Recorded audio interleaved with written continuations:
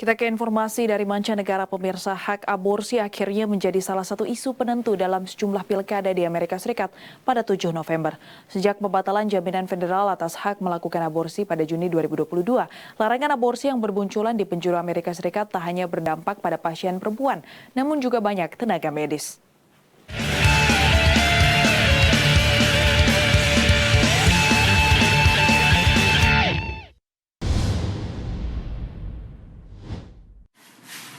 Kylie Cooper adalah seorang dokter ahli kandungan yang baru pindah ke negara bagian Minnesota. It's always hard moving to a new place. It takes some time, to settle in.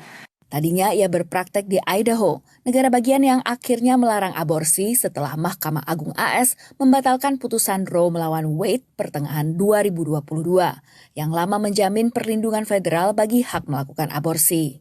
Larangan di Idaho termasuk ketat, mengancam denda mulai $20.000 atau penjara hingga 5 tahun bagi tenaga medis yang melakukan aborsi, bahkan bila kandungan membahayakan nyawa sang ibu.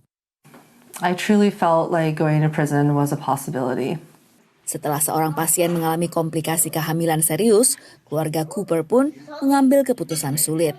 We are no longer able to provide the standard of care, the most evidence-based medicine for certain pregnancy complications because it was deemed illegal. And so ultimately we felt like we had to leave the state. Sementara Alicia Fields, juga seorang dokter ahli kandungan, justru pulang kampung ke Kentucky.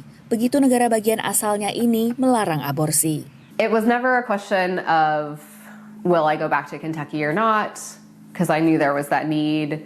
But it was more of, what is my role going to be now?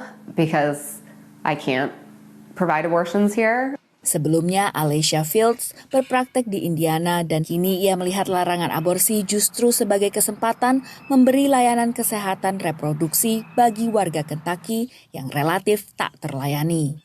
Kentucky is facing a huge need, healthcare in general, but particularly maternal healthcare. 70 out of the 120 counties don't have any OBGYN provider. Menurut Alicia, kehadirannya membuka mata banyak pasien akan adanya beragam opsi kontrasepsi. Dan setidaknya larangan aborsi di Kentucky masih memiliki pengecualian. Kentucky has stipulations for the life of the mother. So if there is enough concern that the mother's life is in danger, then you can intervene. The hard thing is waiting until that moment puts the patient at a lot of risk. Baik di Idaho maupun Kentucky, larangan aborsi tak membuat pengguguran kandungan sama sekali berhenti, karena pasien akhirnya mencari perawatan ke negara bagian lain yang memperbolehkan aborsi. Pembatalan putusan Roe melawan Wade pada 2022 memang menciptakan dua kondisi berbeda di Amerika Serikat.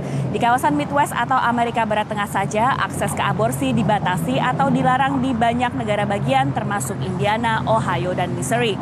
Sementara Illinois, tempat saya berada, justru mengukuhkan hak aborsi termasuk bagi pasien yang datang dari luar negara bagian. Dari Chicago, Illinois, saya Virginia Gunawan dan tim VOA.